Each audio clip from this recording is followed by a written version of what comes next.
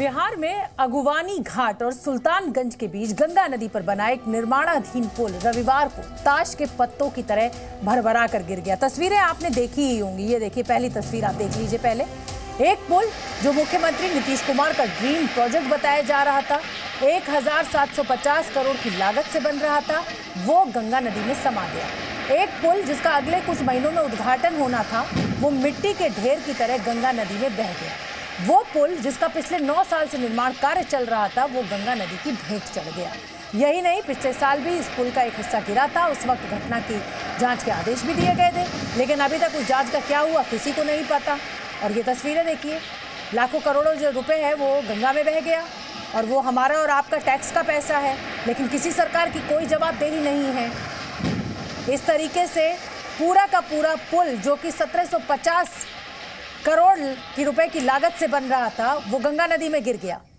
SP Singla ये construction private limited है जो कंपनी इस पुल को बना रही थी। पहले कुछ दिन पहले भी इस पुल का एक हिस्सा गिरा था, जांच बिठाई गई थी, लेकिन उसका क्या नतीजा रहा ये अभी तक नहीं पता। और ये हाल तो मुख्यमंत्री के ड्रीम प्रोजेक्ट का है।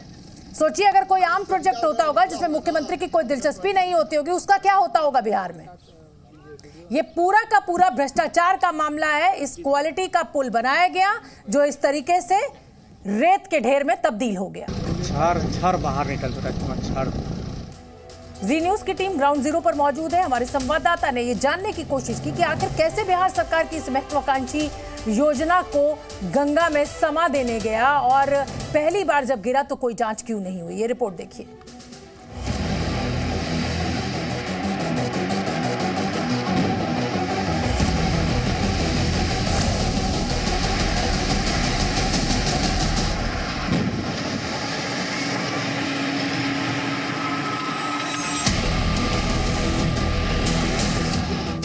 आपको दिखाते हैं, यही सुल्तानगंज अगवानी पुल है जिसका सबसे पहले शिलान्यास 2013 में नीतीश कुमार ने किया था। हम आपको आगे तक दिखा रहे हैं कि कैसे स्लैब इसमें ढाला जा रहा है, और जो टेक्निक इसमें इस्तेमाल किया जा रहा है वो टेक्निक कहा जा रहा है कि बिल्कुल लेटेस्ट टेक्निक है।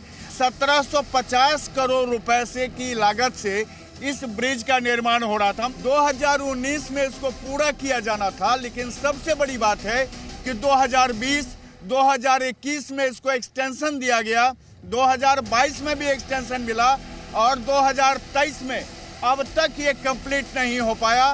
भ्रष्टाचार का इससे जीता जागता नमूना आपको पूरे बिहार में नहीं मिलेगा, जहां ये ब्रिज निर्माण के दौरान 2 बार गिरा, और 2 बार में 2022 में जब ये ब्रिज गिरा तब एक इंजीनियर की मौत हो गई, और आज इस ब्रिज के 3 पाए और स्लैब गंगा में अंदर गर्भ में चले गए।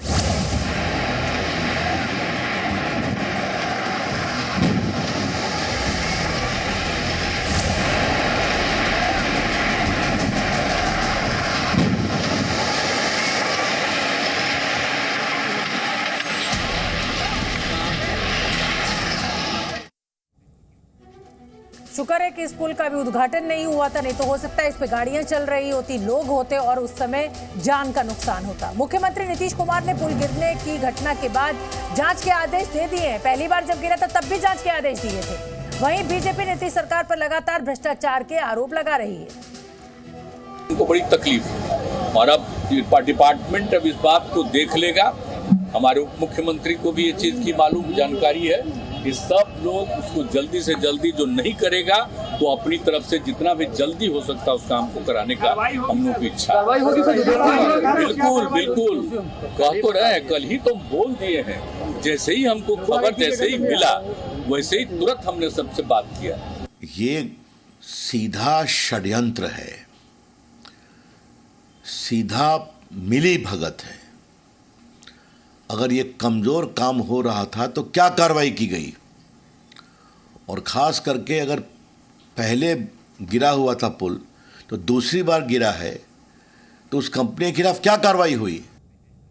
भ्रष्टाचार का पुल गंगा में समाने के बाद बिहार की सियासत में आरोप प्रत्यारोप का दौर शुरू हो चुका है। उप मुख्यमंत्री तेजस्वी यादव कह रहे हैं कि पुल को लेकर हम लोगों को पहले से ही शंका थी। उनके बयान पर पूर्व पथ निर्माण मंत्री नितिन नवीन ने कहा कि अगर आशंका थी तो पुल का निर्माण क्यों तेजी के साथ आगे बढ़ाया जा रहा था।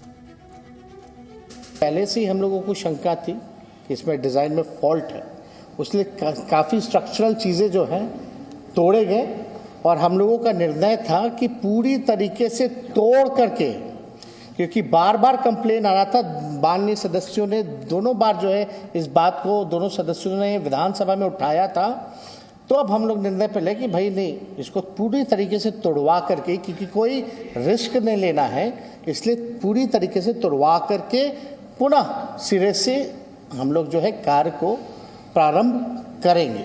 क्या रिपोर्ट आया ये पहले उनको बताना चाहिए था कि रिपोर्ट में अगर था कि गड़बड़ी है उस समय, तो फिर आपने काम दोबारा शुरू करने का निर्देश क्यों दिया।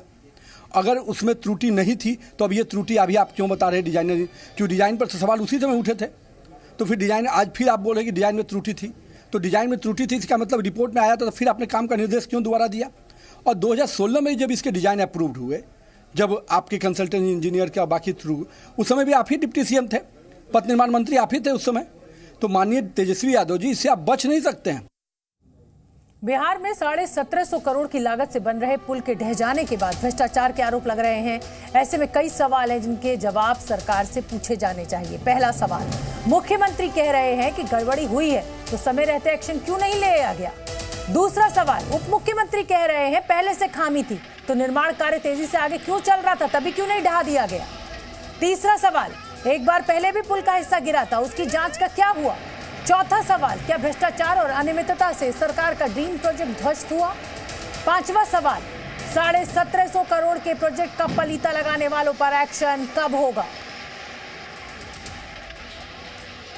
और इसी खबर पर जी न्यूज संवाददाता प्रशांत झा ज्यादा जानकारी लिए हुए जुड़ रहे हैं। प्रशांत झा, ये हाल तो उस प्रोजेक्ट का है जो मुख्यमंत्री का ड्रीम प्रोजेक्ट है। 1750 करोड़ का ये प्रोजेक्ट गंगा में बह गया, किसी की जवाबदेही नहीं। क्या कंपनी से अभी तक कोई मुकदमा कंपनी के खिलाफ दर्ज किया गया, क्या किसी की गिरफ्तारी हुई, किसी को हिरासत में लिया गया, कोई पूछताछ हो रही है, या बस ये कह दिया मुख्यमंत्री ने आके कि साहब जांच आयोग बिठा दिया है और सब हो जाएगा और लोग भूल जाएंगे फिर।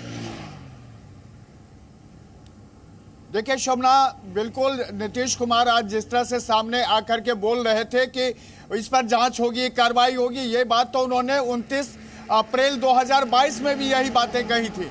उस दौरान भी जांच की बात कही गई थी, IIT रुड़की को इसकी जिम्मेदारी दी गई थी, लेकिन आज तक वो जांच रिपोर्ट कहाँ गई, किसी को नहीं मिली है।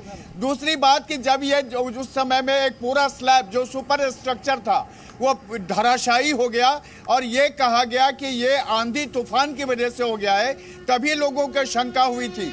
और जेडीयू के जो विधायक हैं संजीव कुमार, उनका तो सीधा कहना है कि इस पूरे मामले को लेकर के जो अपर मुख्य सचिव हैं उनको उन्होंने जानकारी दी थी, फोटोग्राफ्स दिखाए थे कि ये 10 है 11 12 जो पाया है पिलर है इसमें दरारें आई हुई हैं, बावजूद कोई कार्रवाई नहीं हुई। साथ में इसमें यह भी कहा गया था कि जो सुपर स्ट्रक्चर यहाँ पर डाला जा रहा है वो जो मापदंड है उसके साथ में ये नहीं किया जा रहा है, यानी वहाँ जो सीमेंट का इस्तेमाल हो रहा है, जो वहाँ लोहे की छड़ का इस्तेमाल हो रहा है, जो वहाँ गिट्टी का इस्तेमाल हो रहा है, उस पर लोगों ने सवाल भी उठाए थे। लेकिन जो अब अपर मुख्य सचिव हैं उन्होंने इस पर कोई जवाब नहीं दिया और अंततः यह पूरा का पूरा जो 3 सुपर स्ट्रक्चर था वो गंगा के गर्भ में समा गया। जी शोभना, बहुत बहुत धन्यवाद प्रशांत इस पूरी जानकारी के लिए।